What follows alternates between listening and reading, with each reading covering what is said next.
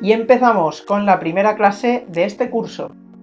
Lo primero que he de aclarar es que para realizar este curso podemos utilizar cualquier cámara que tengamos, siempre y cuando sea digital. Lo primero que vamos a ver en esta clase es qué tipos de cámaras tenemos en el mercado, cómo se diferencian y cuáles son sus principales ventajas y desventajas. Lo primero que vamos a conocer son las cámaras compactas. Estas cámaras son cámaras relativamente sencillas de utilizar, creadas para un público que busca tener una cámara pequeña, ligera y bastante manejable. En estas cámaras tenemos posibilidades muy amplias. Tenemos cámaras que abarcan distancias focales, es decir, objetivos con milímetros que pueden ser 28, 35 o incluso grandes teleobjetivos, como por ejemplo desde los 24 milímetros hasta los 1200. Esto es una verdadera pasada para ciertos tipos de fotografía, pero hay ocasiones en las que nos puede limitar para ciertos trabajos que queramos hacer. Por ejemplo, yo fui poseedor de una cámara de este tipo y aunque me venía muy bien en ciertas ocasiones, el teleobjetivo no era lo que más utilizaba. En cambio, me hubiera venido muy bien tener una luminosidad mejor. ¿Y qué es esto de la luminosidad? La luminosidad es la abertura que tiene nuestra cámara, o mejor dicho, nuestro objetivo. Es decir, el paso de luz que permitirá que al sensor le llegue más luz o menos. Esto lo veremos más en detalle en la próxima clase. Pero bueno, normalmente suele ser uno de los límites de este tipo de cámaras. Aún así, existen cámaras, como ya he comentado, de distancias focales menores, 35 milímetros por ejemplo, que sí tienen aberturas más grandes, como por ejemplo 2,8 o 1,8. Entonces, si tenemos una cámara con un objetivo muy polivalente, ¿qué más podemos pedir? Aparte de esta limitación que he comentado de la luminosidad, tenemos también otras limitaciones, como por ejemplo ciertas configuraciones en los modos manuales o automáticos que no nos van a permitir, por ejemplo, en el caso de mi anterior cámara, llegar a velocidades de obturación inferiores a los 15 segundos. Esto a mí me limitaba bastante, ya que no podía hacer largas exposiciones muy vistosas, y además también me limitaba el ISO entre los 15 segundos y el segundo, limitándomelo a 80, imposibilitándome el captar imágenes a plena noche con una sensibilidad ISO alta. Aún así he de decir también que en ciertas cámaras el ISO no es su punto fuerte, y ahora veremos por qué. Voy a hacer un inciso y voy a explicar los tamaños de los sensores, y es que es fundamental conocerlo para entender cómo trabaja una cámara compacta. Existen distintos tipos de tamaños de sensor. Tenemos el sensor full frame o 35 milímetros, que equivale al mismo tamaño que tenía un fotograma en un carrete analógico. Tenemos también el sensor APS-C, muy estandarizado y que gran parte del público tiene cámaras con este tipo de tamaño de sensor. Tenemos también el micro 4 tercios, el cual es la mitad del tamaño que un sensor full frame. Pero aún así tenemos también otras opciones aún más pequeñas, como las que montan los teléfonos móviles y que también montan estas cámaras compactas. Entonces, ¿cómo conseguimos que una cámara compacta llegue hasta los 1200 milímetros? En una cámara de sensor full frame, para tener una distancia focal de este tipo, tendríamos que tener un objetivo de este tamaño.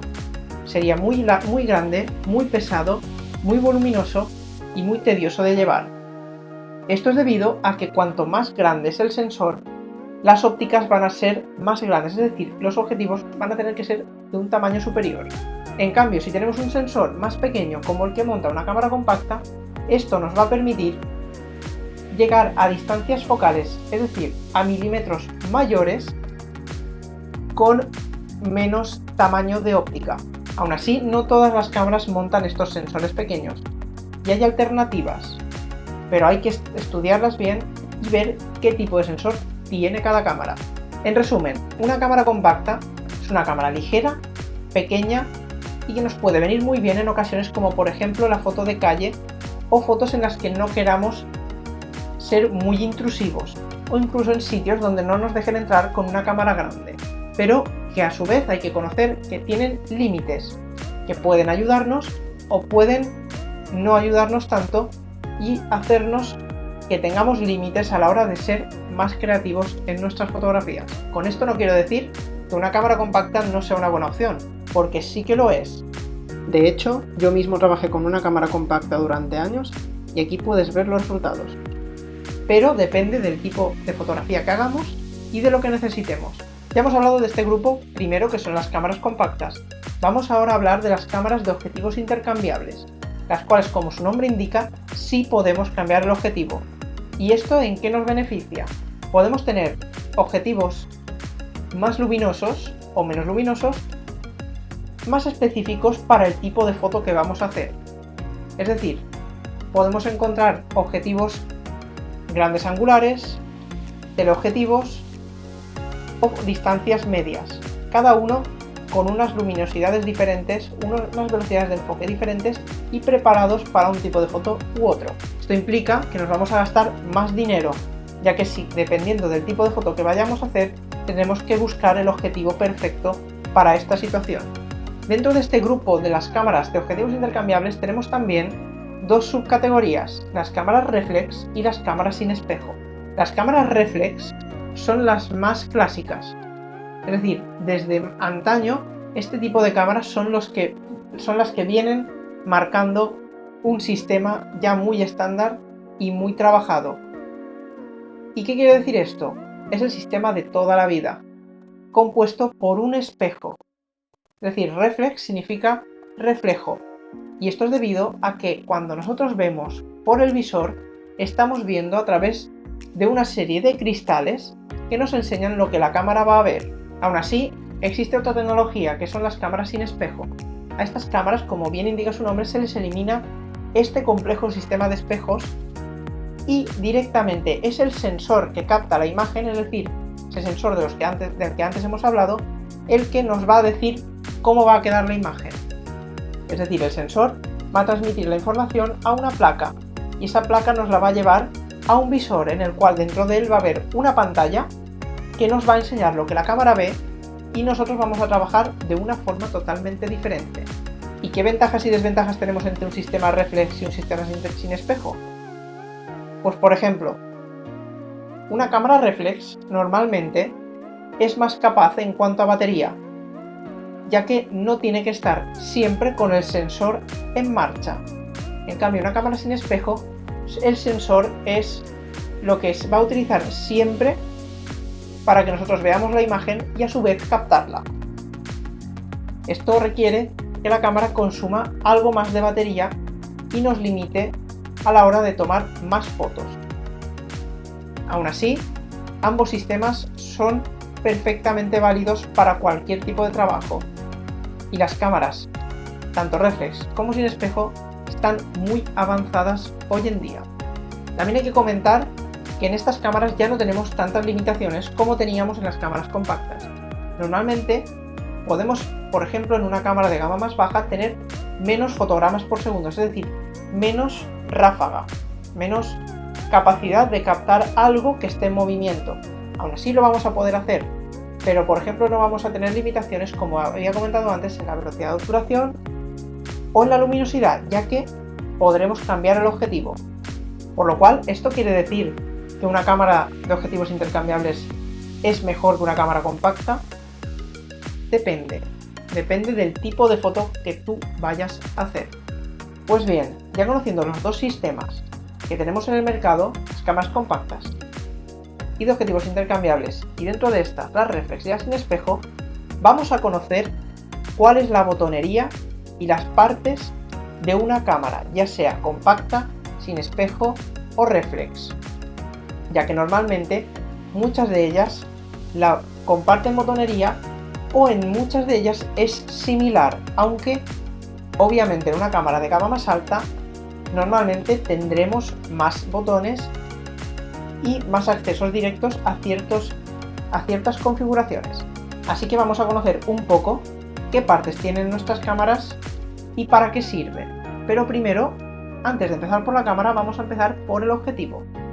El objetivo es esa parte que se sitúa frente a la cámara que va a permitir que la cámara vea lo que vaya a fotografiar y nosotros también lo veamos. El objetivo es fundamental y sin él no podemos trabajar, y muchas veces es incluso mejor invertir en un objetivo de buena calidad que en un cuerpo de cámara. Pero esto es un tema más técnico que de momento no es necesario comentar aquí. Vamos a conocer las partes de un objetivo, conocerlas y ver para qué sirven. La primera de ellas es la lente frontal. A través de esta, la cámara verá la imagen que vaya a fotografiar y además es la entrada, por así decirlo, al túnel donde están el resto de lentes. Hace también de protección de todo este sistema. El anillo de enfoque. Este permite enfocar de forma manual. Es decir, permite que podamos cambiar la distancia de enfoque a nuestra voluntad, enfocando nosotros con la mano. Tenemos también un conmutador de enfoque. Este hace que pasemos de trabajar a través de ese enfoque manual a que pasemos al enfoque automático. Como ya he comentado, hay una clase dedicada a esto y lo veremos más en detalle. La escala de enfoque. No todos los objetivos tienen esta parte, pero nos ayuda a comprender a qué distancia estamos enfocando. Simplemente es una escala de metros en la cual el objetivo nos dice a qué distancia está enfocando o a qué distancia estamos enfocando si estamos haciéndolo en manual. Hay objetivos que tienen también un modo macro. El modo macro es un modo en el cual podemos enfocar a sujetos muy cercanos, es decir, fotografía de precisión en la que podemos fotografiar desde muy cerca una planta, un insecto o algo que sea muy pequeño y queramos verlo en mucho detalle. No todos los objetivos poseen este modo macro y hay algunos de ellos que sí lo poseen y para esto tienen un conmutador entre modo de enfoque macro y modo de enfoque normal. Este conmutador lo que permite es que podamos enfocar a estos sujetos más cercanos o simplemente nos quedemos en el rango de enfoque habitual del objetivo. El anillo de distancia focal. Este anillo nos permite variar la distancia focal del objetivo, es decir, los milímetros. Si este objetivo con el que estamos trabajando es fijo, no tendrá este anillo, ya que no podremos cambiar el zoom. Si este objetivo sí lo tiene, con el anillo podremos intercambiar entre las diferentes posiciones que tenga el zoom del objetivo. Hay objetivos también que en esta parte tienen un pequeño bloqueo y hace que cuando estemos trabajando con él podamos bloquear el objetivo a una determinada distancia focal o a unos determinados milímetros. Por ejemplo, llegamos a los 40, bloqueamos y nos vamos a quedar siempre en 40 por mucho que intentemos mover ese anillo de distancia focal. El punto de coincidencia con la cámara. Este punto es aquel en el que la cámara y el objetivo se van a unir. Es decir, para poder encajar cámara y objetivo, deberemos hacer coincidir estos dos puntos para que encajen las bayonetas. Y pasamos al siguiente punto, la bayoneta. Esta zona es la cual la cámara encajará con el objetivo y permitirá hacer un buen contacto mecánico para que la cámara y el objetivo no se separen y además un buen contacto eléctrico mediante las conexiones que tienen la cámara y el objetivo. Bien, conocidas ya las partes del objetivo, vamos a conocer ahora las partes de la cámara, que también son fundamentales y debemos de conocerlas a la perfección. Empecemos con la botonería. El disparador. El botón más habitual y que todos conocemos de una cámara. Este lo que permite es hacer que la cámara dispare. También permite enfocar, es decir, cuando lo pulsamos hasta la mitad, la cámara enfoca. Y si terminamos de pulsarlo hasta el fondo, la cámara dispara. Aunque ya veremos más adelante que podemos hacer que la cámara solamente dispare con ese botón y no enfoque. Y el enfoque lo haremos desde otro botón diferente. La empuñadura. La empuñadura es aquella zona en la que la mano va a coger la cámara. Parece una tontería, pero hay cámaras que no son nada cómodas y esto es debido a que su empuñadura no es la mejor o es la más bien construida. Esto no quiere decir que una cámara sea mala por esto, pero hay cámaras que se adaptarán mejor a nuestra mano que otras. El sensor de infrarrojos. Este pequeño sensor no todas las cámaras lo tienen, pero en el caso de tenerlo suele estar situado en la parte frontal. Es un circulito pequeño de tono rojo y esto permite enfocar la cámara y dispararla desde un mando a distancia. El punto de coincidencia con el objetivo. Esto ya lo hemos comentado cuando hemos hablado del objetivo, y este punto es una pequeña esfera de color rojo que nos dice cuándo el objetivo y la cámara pueden coincidir, es decir, dónde podremos juntarlos para que las bayonetas encajen. El espejo. Ya he comentado y explicado antes lo que es el espejo y he explicado los dos sistemas, reflex y sin espejo. Aquí estamos viendo imágenes de lo que es un sensor y lo que es un espejo de una cámara reflex. No deberemos de tener estas partes de la cámara abiertas por mucho rato, ya que estas zonas son sensibles, son los mecanismos principales que mueven nuestra cámara y además son zonas que se ensucian bastante fácil. Y la suciedad en estos sitios es bastante complicada de quitar si no somos profesionales. Los contactos electrónicos. Esta parte es la que permite al objetivo y a la cámara hablarse de forma electrónica, permitiéndole a la cámara decirle al objetivo a qué distancia tiene que enfocar y a qué diafragma tiene que trabajar. Esta parte es fundamental y siempre tiene que estar en buen estado y no recibir ningún tipo de golpe ni estar sucia. El botón de desbloqueo del objetivo. Este botón siempre lo encontraremos en las cámaras de objetivos intercambiables, ya que con este botón presionaremos y podremos extraer el objetivo. El dial de modos. El dial de modos es una herramienta fundamental en cualquier cámara, ya que con él le diremos a la cámara cómo queremos trabajar con ella. Tenemos una clase dedicada íntegramente a esta ruleta de modos y veremos en detalle cada uno de ellos. De momento, con conocer que existe y conocer qué hace, es decir, intercambia entre los diferentes modos de trabajo de la cámara, tenemos suficiente. La zapata o zapata caliente. Esta zona de la cámara permite conectar la cámara a elementos periféricos, como puede ser flashes, monitores, micros, etc. Es una zapata en la cual encajaremos el accesorio y en muchas ocasiones hará el contacto eléctrico entre los dos dispositivos. La ruleta de corrección de dioptrías. Esta ruleta suele estar junto al visor y es una pequeña ruleta que corrige las dioptrías para la gente que, por ejemplo, como yo, llevamos gafas. Yo, por ejemplo, podría quitarme las gafas, ajustar ese ajuste de dioptrías y por el visor vería la imagen tal cual la veo con las gafas, es decir, perfectamente nítida. Pero esto es algo tedioso, por lo menos para mí, ya que trabajar sin gafas me hace que luego me las tenga que volver a poner para ver la imagen una vez tomada. El símbolo de altura a la que se encuentra el sensor. Este símbolo, que parece algo extraño, nos está indicando el plano focal, es decir, a qué altura dentro de la cámara está situado el sensor. Esto es bueno conocerlo en el caso de que enfoquemos a la hiperfocal. Esto es un tema ya bastante técnico que conoceremos más adelante.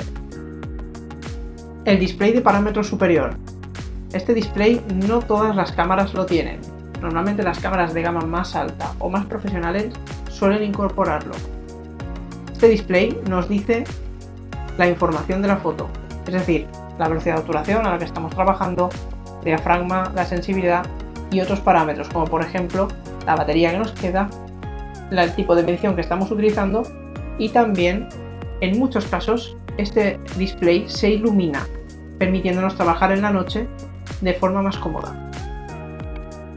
Hay cámaras, como ya he comentado, de gama más profesional que en la parte superior, junto a este display, incorporan ciertos botones que nos llevan a accesos directos a determinadas funciones, como por ejemplo los modos de enfoque para cambiar entre enfoque simple o enfoque servo, que ya conoceremos también más adelante en otra clase, y además los diferentes modos de disparo, ráfagas, disparos simples, ráfagas silenciosas, ráfagas largas, ráfagas cortas, etc. El dial superior. El dial superior, además de los otros diales que posee una cámara, está diseñado para intercambiar entre los diferentes parámetros de la velocidad de obturación, el diafragma, la ISO o movernos por los menús. Todo tipo de cámara normalmente posee por lo menos un dial.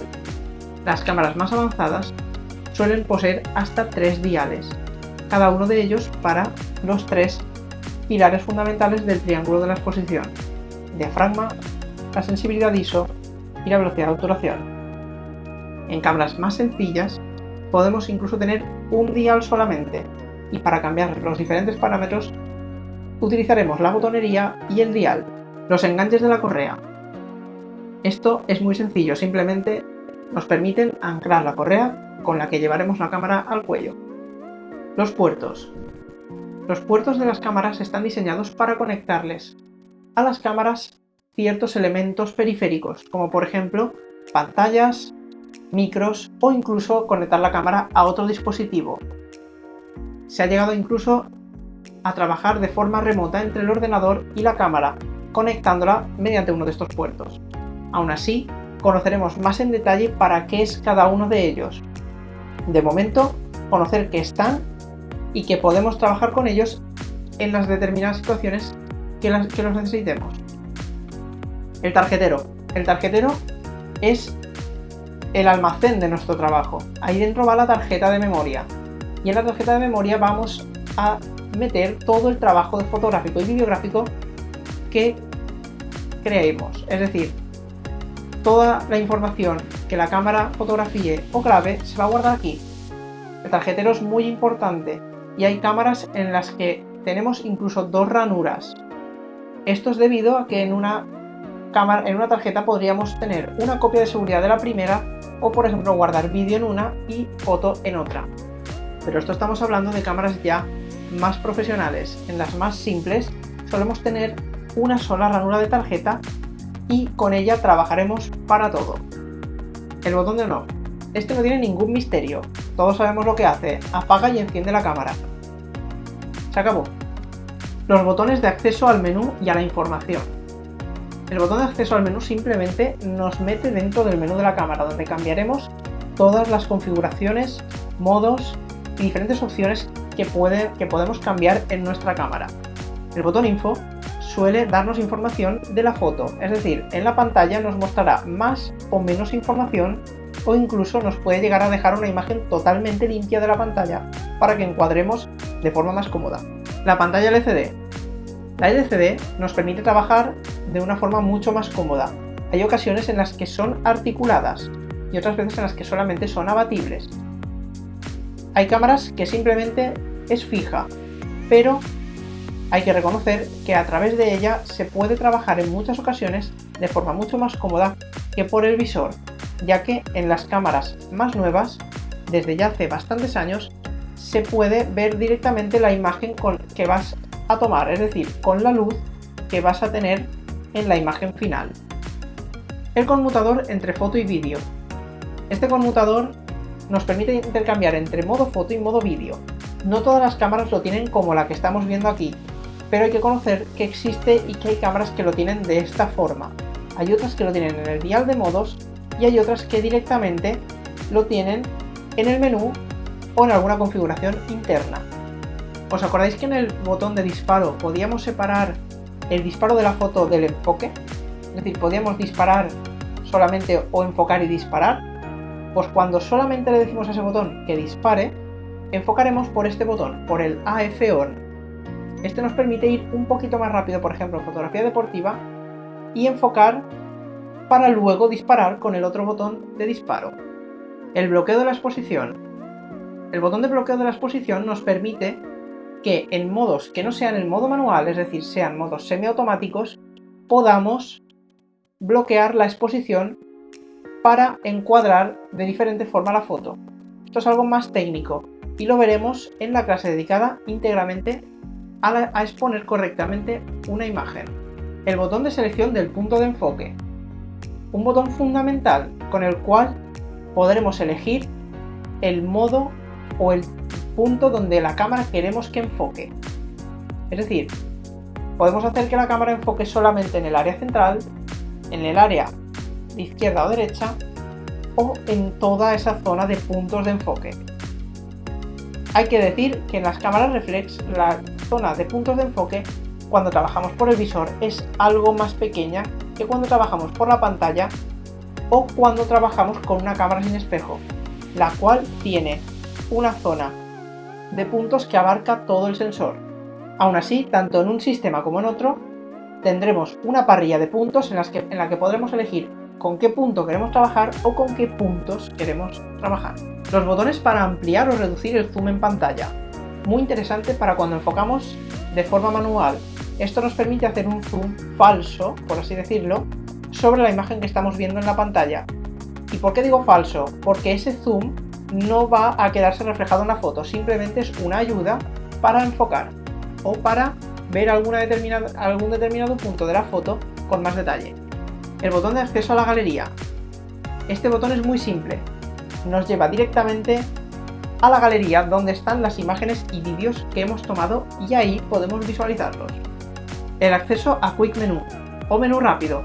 Este acceso nos lleva al menú rápido, por así decirlo, como ya he dicho, en el cual podemos cambiar las configuraciones de la foto. Es un menú donde tenemos opciones como el punto de enfoque, el punto de medición, el balance de blancos y otros muchos conceptos que iremos viendo a lo largo de este curso. La cruceta de selección es el botón arriba, abajo, izquierda, derecha. Este botón nos permite movernos simplemente hacia izquierda, derecha, arriba o abajo en los diferentes menús o configuraciones de la cámara, permitiéndonos movernos para cambiarlos y acceder a diferentes partes de los menús. El botón de la papelera. Este botón nos permite eliminar las fotos o vídeos que hayamos tomado y que estén en la galería. Hay que intentar no equivocarse y pulsarlo cuando no es debido, aunque siempre las cámaras nos confirman si queremos borrar definitivamente el archivo. El botón de bloqueo. Este bloqueo no lo tenemos en todas las cámaras, pero nos permite bloquear los diales de cambio de velocidad de obturación, diafragma o ISO siempre que queramos. Es decir, estamos trabajando en una situación en la que no queremos tocar estos parámetros, perfectamente podemos bloquearlo y evitar cambios erróneos de las configuraciones. Pues hemos llegado ya al final de esta primera clase. Espero que hayas entendido cuáles son los sistemas de las cámaras que hay actualmente en el mercado. Te propongo como actividad que trastees con tu cámara, que la cojas, que empieces a tocarla, que toques los botones, que veas qué hacen, que veas qué cambian. Y si tienes alguna duda, ya sabes que puedes contactar conmigo. Nosotros nos vemos ya en la siguiente clase, en la clase número 2, en la cual ya nos meteremos de lleno dentro de la cámara. Así que un saludo y un abrazo muy fuerte y nos vemos en la próxima. ¡Hasta luego!